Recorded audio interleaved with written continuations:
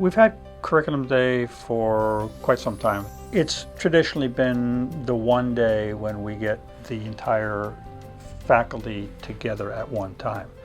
The traditional model for Curriculum Day was that normally we would either plan to have a speaker or to plan to have a central event, and then have breakout groups that teachers would go to in order to debrief the event and come up with a set of responses.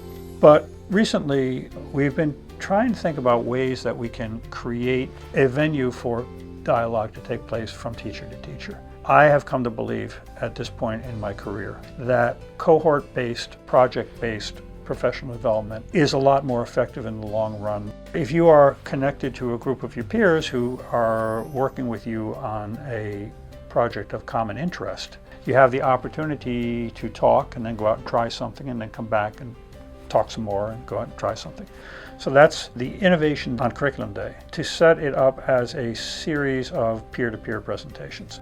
So teachers got a menu beforehand, and you get to choose which ones you want to go to. So this was an opportunity for us to be able to share out work of common interest, lesson plans, brainstorms, student work, methodologies. It was really about sharing our practice. And that fits, I think, with the overall goal of the Institute for Teaching, Learning, and Instructional Innovation, is that we want to become a professional community where we are in dialogue with one another and are able to support one another in the work that we do. We have a ton of tremendously talented, engaged, energetic, capable teachers who don't have as much opportunity as we might wish for to be able to share and showcase and celebrate the work that they do. And so that's what Curriculum Day was all about, to give them that opportunity. What I'm attempting to do is show teachers an experiment I'm performing, which is teaching via games, competitive, cooperative games. I've kind of revolutionized my teaching, and every single unit I have at least about a 15 to 20 minute game every single class period. And I think the kids have really enjoyed it, and I think that I'm getting increased learning. What I've learned is you can throw anything into a game. For example, right now we're reading a book called The Contender, and each kid writes a thesis paper about the contender. And so I've developed a game called Revision Baseball, in which each kid projects his or her paper up on the smartboard, and other kids try and revise the paper and improve it. And if they give a minor revision, that's worth a single. They can hit 1 point. If they do a better revision, it's a double, or they can hit a triple or a homer. And I have baseball teams. Each group of 4 kids constitutes a team. And they're eager to see how their team is doing, and they applaud each other. I'm getting better results than I ever had in the past. I taught the traditional way for over 30 years. And now I'm trying something new, and I'm getting astounding results. And you know, what I believe is that this is transferable to virtually any classroom. Anybody can use games in his or her classroom regardless of the subject taught. I mean, it's not specific to English, and I would recommend that they try it.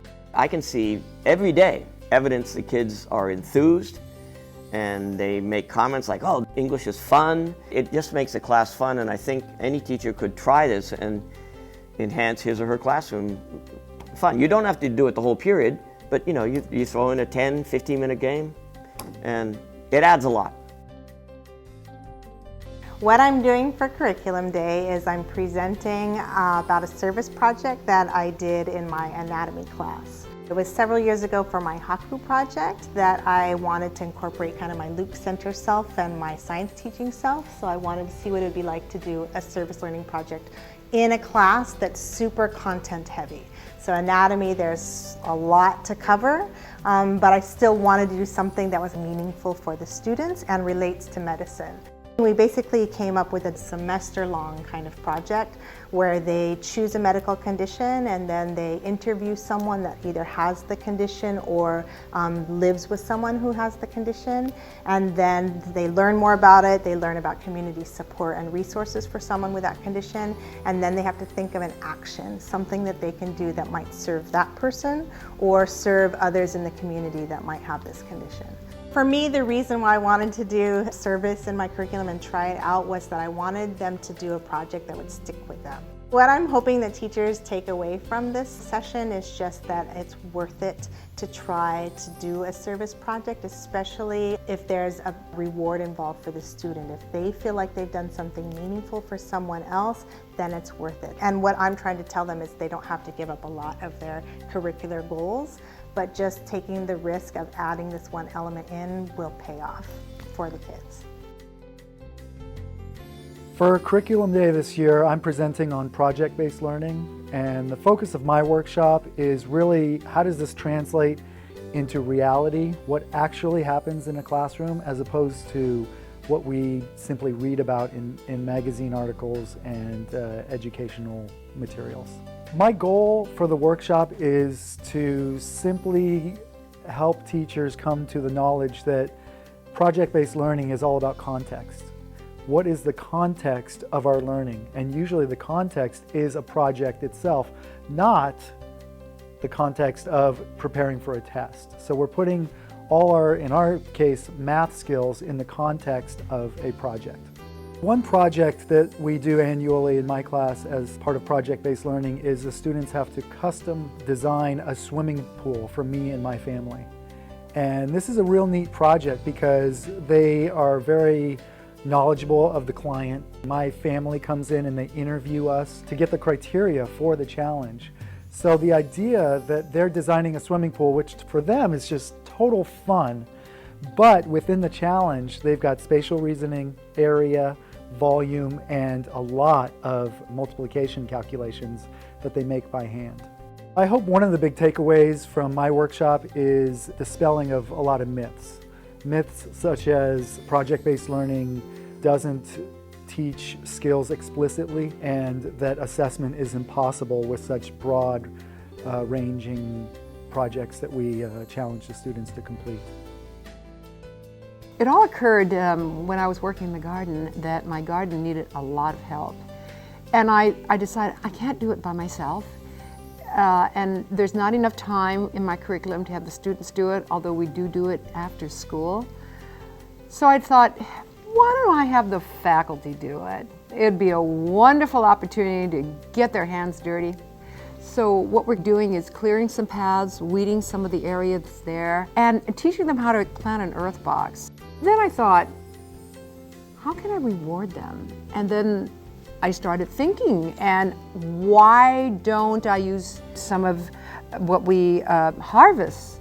So we have parsley biscuits and lavender with lemon zest, and also with mint shortbread cookies, lavender ice cream, salad with a balsamic vinegar reduction. And the kids have already made the piece laser, which is a Provençal pizza. And because of the limes, we're doing a Moroccan lemonade. And we're harvesting also the lemongrass, and they're going to be making a lemongrass lemon balm with a little bit of mint tea as a finale.